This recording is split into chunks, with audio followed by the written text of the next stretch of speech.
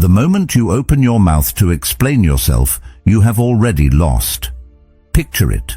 The accusation lands, a subtle jab at a dinner party, a comment not meant to seek the truth, but to test your posture. You feel your stomach turn, your throat tighten. The instinct is immediate. Explain, clarify, defend. It feels like survival. But in that instant, without realizing it, you've surrendered your position. You've accepted the courtroom. And worse, you've agreed to play the role of the accused. Stoicism teaches us something uncomfortable but liberating. You are not responsible for how others interpret your silence, your boundaries, or your truth. You are only responsible for your own integrity. Do not beg to be seen. Be still, be certain. Let the storm pass while you stand rooted like the oak. And if you feel that pull toward stillness, toward clarity, toward becoming immovable in a world that thrives on reaction, then consider subscribing. For you, for the part of you that is ready to stop defending and start living aligned. It starts so small. A shrug, a glance, a question that sounds innocent but cuts just deep enough to make you flinch. And in that moment, something ancient inside you wakes up. A reflex older than language, built into your bones. You open your mouth, you explain, you offer context, clarity, softness. You defend your name, your character, your intentions, without ever stopping to ask who exactly gave them the authority to question it in the first place. It's almost automatic, this surrender, and it doesn't come from weakness. It comes from the desperate human need to be understood, to make sure others see the version of ourselves we want them to. But the moment you step into that role, the moment you start playing defense, you've already accepted their frame. You've confirmed, even silently, that their judgment matters more than your own calm, more than your inner compass. That's the invisible prison we walk into willingly, built not with bars, but with explanations. We think we're clarifying, but we're performing, hoping our words will smooth over the discomfort, trying to shape how we're seen, as if perception were a mirror we could polish. But it's not a mirror. It's a funhouse reflection, warped by the projections of the person looking at you. And yet we twist ourselves anyway, trying to fix what was never our responsibility in the first place. The Stoics knew this well. Epictetus said, "If someone speaks badly of you, do not defend yourself against the accusations, but reply, 'He obviously does not know me very well, since there are so many other faults he could have mentioned.'" That's not sarcasm. That's detachment. That's power. Because when you stop defending, you step out of the role they cast you in. You become something they can't control, and people don't like what they can't define.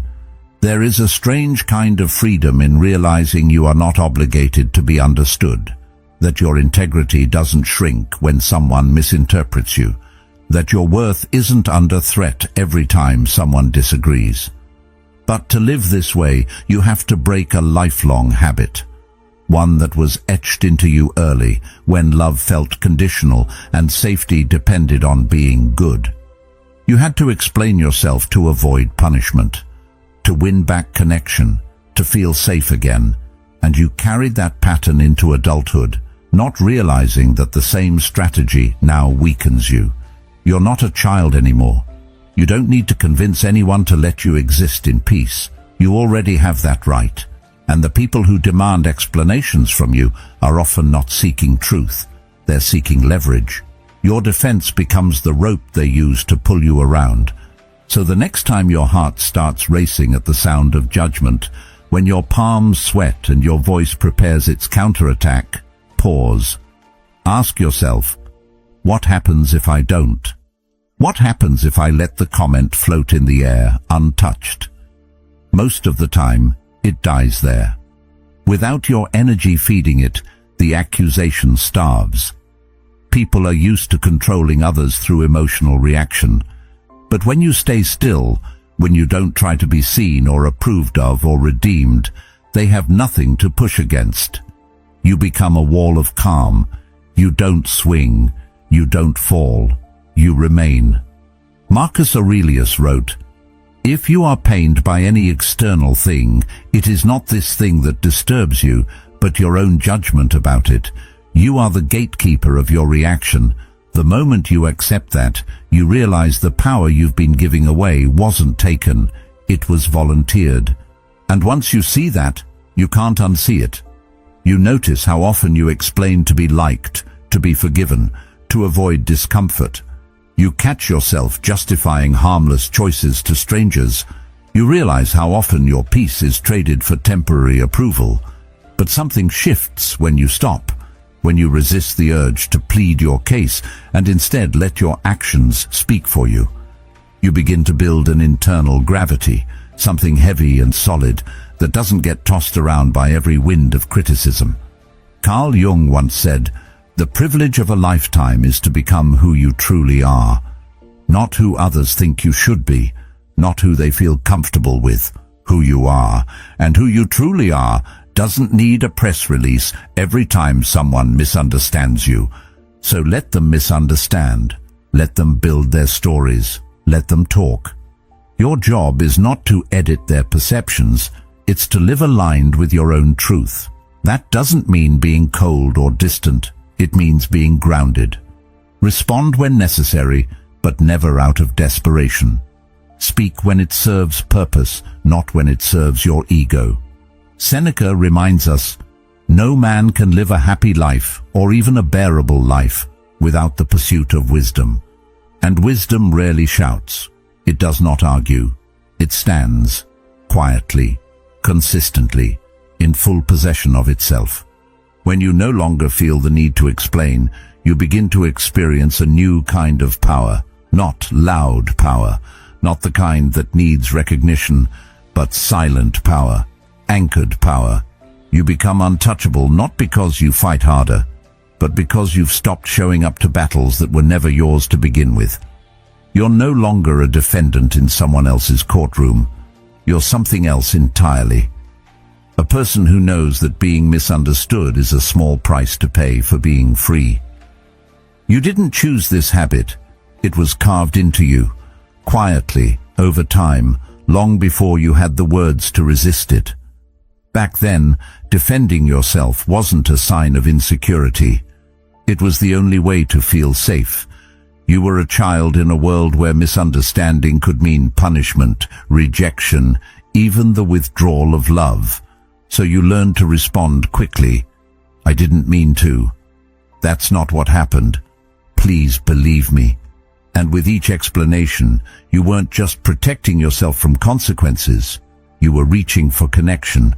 You were defending your place in the tribe. But that survival instinct, as useful as it once was, has now turned against you. Because you've grown, but the defense reflex hasn't. You've changed roles, but you still react like a child in trouble. And the tragedy is, most people never realize that the thing they think is keeping them safe is actually what's keeping them small. So when someone questions you now, your motives, your tone, your worth, you respond like you're being put on trial. But there is no courtroom. That's the illusion. There is no judge with the power to take away your value. No jury with the right to decide your fate. There's only another person filtering the world through their own fears and assumptions.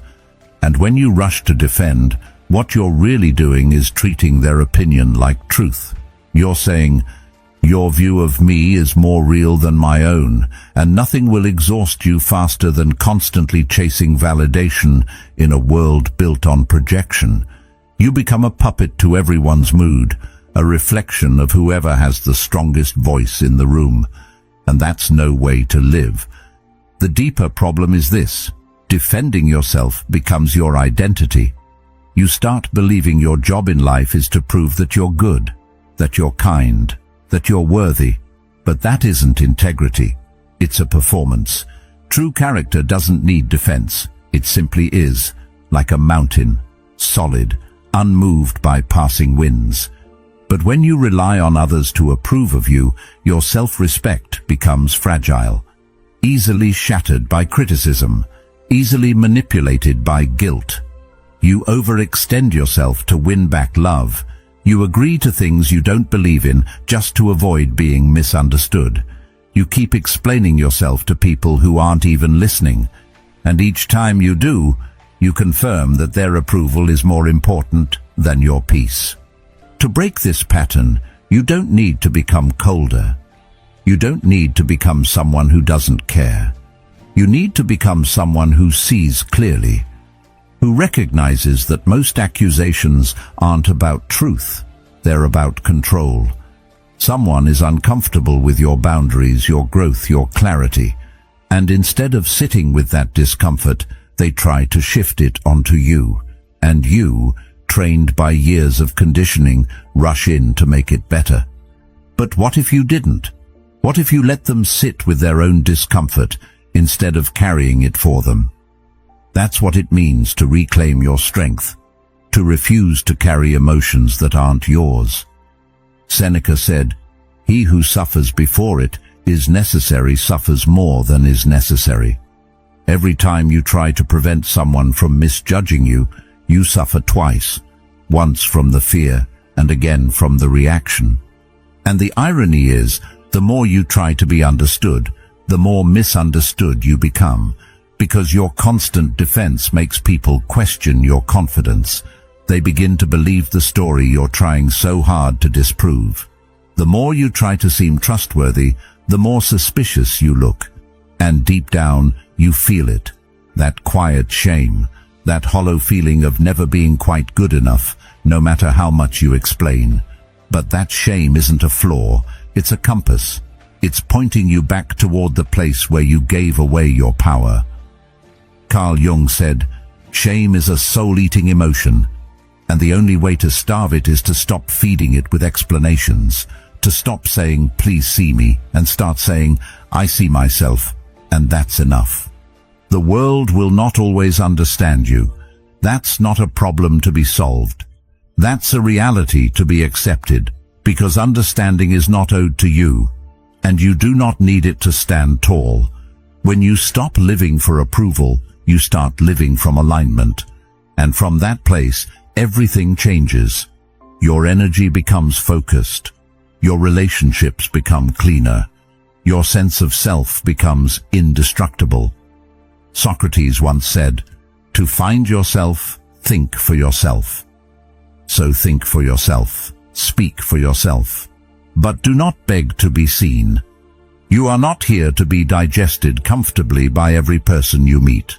You are here to live fully and honestly, and that will always be misunderstood by some.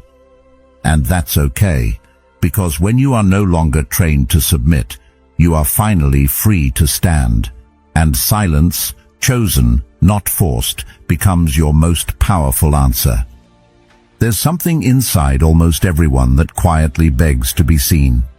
Not in the shallow way, not just attention, but deeply, truly seen. To be understood without needing to perform, to be known without being reduced. It's such a soft ache that most people never speak of it. They just carry it into every interaction, hoping that if they say the right words, if they explain things clearly enough, if they can just stay kind, polite and articulate, then finally someone will look at them and say, "I get you." But the truth? That day rarely comes, because most people aren't listening to understand. They're listening to categorize, to confirm what they already believe, or worse, to gain the upper hand. And every time you defend yourself, you're placing that hope of being understood into hands that were never meant to hold it. You're not defending yourself because you love conflict. You're doing it because you want peace. But the path you're taking, this endless chase to be understood, is the very thing stealing your peace. You speak not because it's necessary, but because you feel invisible. You over-explain because you're afraid of being misjudged. You open your chest again and again, hoping that this time someone won't cut you with their assumptions. But no matter how carefully you craft your words, No matter how generous your tone, the ones determined to misunderstand you will always find a way, and the more you try to correct them, the more tangled it gets. Because every defense you offer confirms that their opinion matters more than your own, that their misunderstanding of you has the power to define you. And the second you accept that, you've already lost your footing. There is a quiet kind of strength in those who no longer explain, not because they're bitter, not because they've given up, but because they've found something deeper than approval. They've found alignment, and alignment doesn't beg to be recognized. It simply is, like a flame that burns whether or not anyone sees it. The more you speak just to be seen, the more power you give away. You're handing out the keys to your emotional state to people who haven't earned the right to hold them. And when you do that, even with the best intentions, you slowly start to drift from yourself. You become someone who performs honesty rather than living it. You decorate your words with just enough truth to be convincing, but deep down, you know you're speaking to be liked, not to be free. There's a strange power in that, letting them be wrong, not out of arrogance but out of clarity, out of the quiet, grounded confidence that says, if you don't see me, that's fine. I see me. That's not giving up. It's choosing peace. Because you realize that no amount of defending, no amount of proving will ever give you the safety that comes from being rooted in your own truth. And the more you lean into that, the more freedom you'll feel. You'll stop needing to be the hero in someone else's story. You'll stop trying to control how they write your chapter. You'll let them tell whatever story they need to, because you know it doesn't change who you are. Marcus Aurelius once said, "The opinion of 10,000 men is of no value if none of them know anything about the subject. And who knows more about you than you? Who sees your heart, your process, your struggle, your growth better than you do?" That's the foundation you need. Not applause, not agreement, just presence, just truth, quiet, unshakable, yours. When that becomes enough, when you stop trying to be seen and start choosing to be sovereign, everything changes. The noise fades, the chaos quiets, and you realize you never needed to be explained. You only needed to be remembered. Remembered by the one person whose understanding truly matters, yourself. There's something almost unbearable about being accused, not because the accusation itself is always true, but because it challenges the image you've spent so long building of being fair, kind, careful, thoughtful.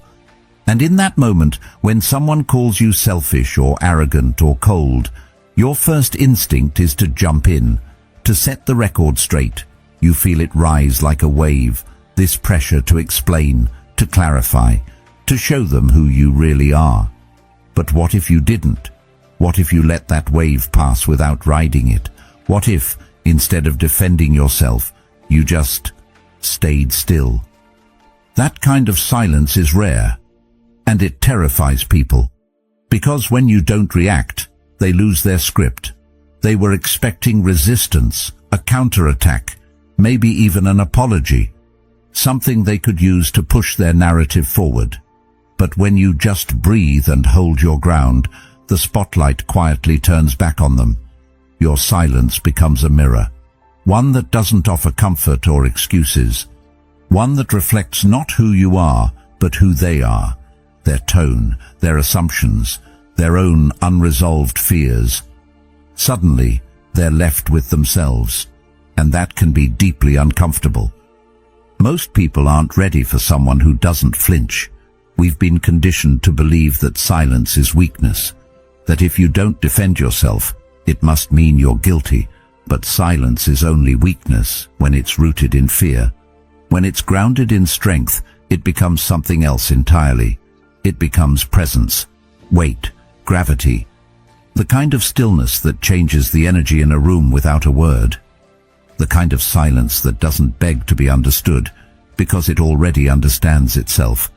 This isn't passive, it's not retreat, it's restraint with purpose. It's what happens when you decide that your peace is more important than their validation. There's power in being unreadable, in not broadcasting your emotions for others to dissect, in not giving away your reactions to people who haven't earned access to your inner world. You don't owe anyone your energy just because they've chosen to be loud. You don't have to match their chaos, and when you don't, it reveals everything. They call you arrogant because you don't chase their approval. They call you cold because you don't melt under pressure. They call you selfish because you stopped putting their comfort above your clarity. But their labels say more about them than they ever will about you. And in your stillness, that becomes obvious.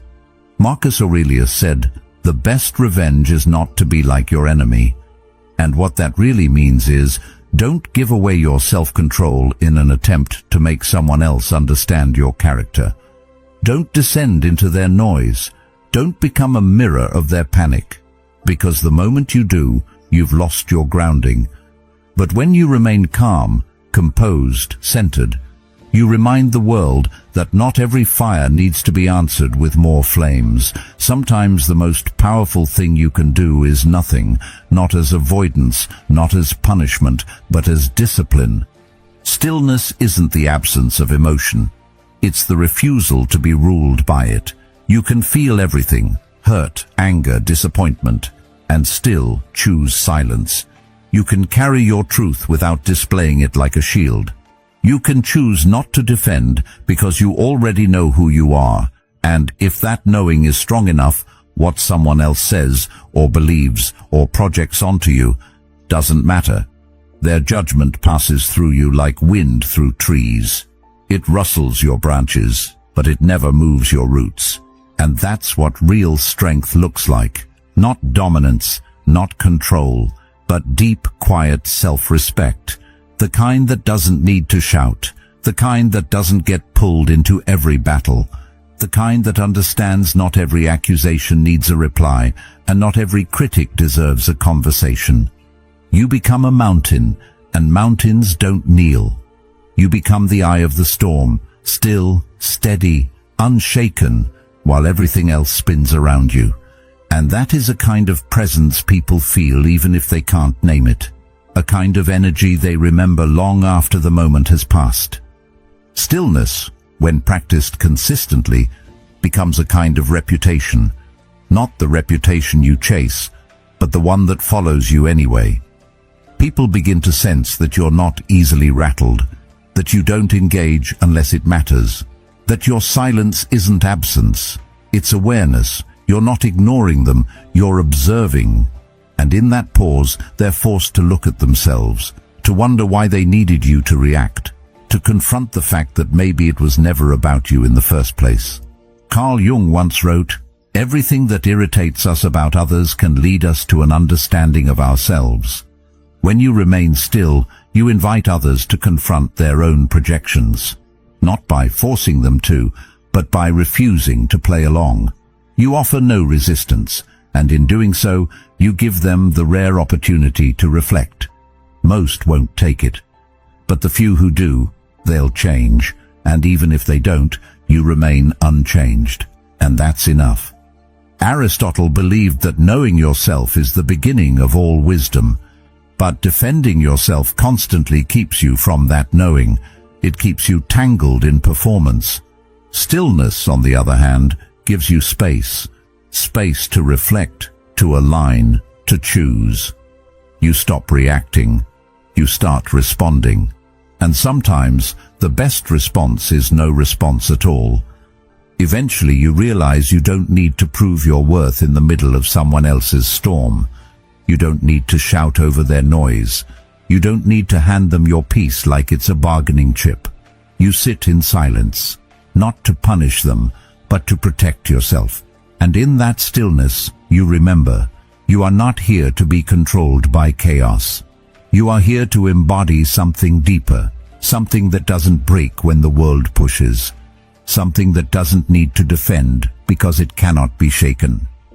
You are here to be still, and in that stillness, powerful beyond measure. Truth and identity are not the same. When someone says, "You failed," and they're right, there's strength in saying, "Yes, I did," not from a place of defeat, but from clarity. That kind of honesty doesn't shrink you, it expands you, because it shows you're not afraid of owning your actions. But the moment they turn that truth into a label, you're a failure. You owe them nothing. That's no longer about the moment. That's about control. That's about shaping how you see yourself. And if you accept that frame, if you start arguing inside that courtroom, you've already lost something essential: your stillness. When you begin to see this clearly, your responses change. You stop fighting shadows. You stop reacting to every jab, every misinterpretation. You pause, you breathe, and instead of reacting, you reflect. Interesting you see it that way. That's one way to interpret it. These are not weak responses. They are boundaries in disguise. Because what you're really saying is, "I won't carry that with me." You're letting the weight stay where it belongs, on the person who threw it. And in doing so, you remind yourself that not every accusation is yours to process. Carl Jung once said, "I am not what happened to me. I am what I choose to become." And that applies here. You are not what they call you. You are not the version of you that lives in someone else's opinion. You are the still point in the middle of the storm, the one who chooses how much of the world's noise becomes part of your narrative. If you absorb every harsh word, every projection, every unfair label, you'll spend your life in reaction mode, constantly fixing a version of yourself that only exists in someone else's head. But if you reflect instead of react, you stay rooted. You don't become the story they're trying to tell. That doesn't mean you avoid responsibility. Stoicism is not about detachment from truth. It's about detachment from distortion. When you mess up, own it, fully, quietly, with dignity. I was wrong. That's enough. You don't need to decorate it. You don't need to defend your character, because your character doesn't live in that one moment. It lives in how you carry that moment forward. But when someone tries to stretch your mistake into a definition of who you are, when they take one act and try to build your entire identity around it, that's where your line must be drawn. Not in anger, not in aggression, but in quiet, unwavering clarity. Seneca reminds us, "It is not the man who has too little, but the man who craves more, that is poor." That applies not only to material things, but to validation. If you crave approval so badly that you react to every criticism, every judgment, you are poor in peace. True wealth, real power, comes from the ability to observe without needing to control, to hear something unkind and not let it enter your bloodstream, to know your own worth so deeply that even when someone questions it, you don't. That kind of strength can't be faked. It's earned, slowly, by choosing reflection over reaction one moment at a time. Sometimes you'll feel the heat rise, the instinct to correct, to protest, to defend. But if you can pause in that space, if you can let the silence stretch just long enough to see the situation for what it really is, you'll notice something. You'll see that most attacks aren't about you, they're about the attacker, their fear, their control, their insecurity. And if you react, you become part of their drama. But if you reflect, you reveal it. Your calm becomes a contrast to their chaos. Your clarity makes their manipulation obvious. And in that stillness, you reclaim your power, not by force, but by refusal. In the end, reacting is easy. It's a reflex. But reflecting, that's discipline, that's strength. It's the quiet art of staying centered while the world tries to pull you in every direction. It's understanding that your value was never something others had the authority to measure. You were never on trial, not unless you walked into their courtroom. So stop entering rooms where your worth is debated. Walk away. Hold your truth close. Let them speak. Let them wonder. But don't let them move you. That's the mark of someone who isn't just untouchable, but unshakable. People will still make comments. You're too much.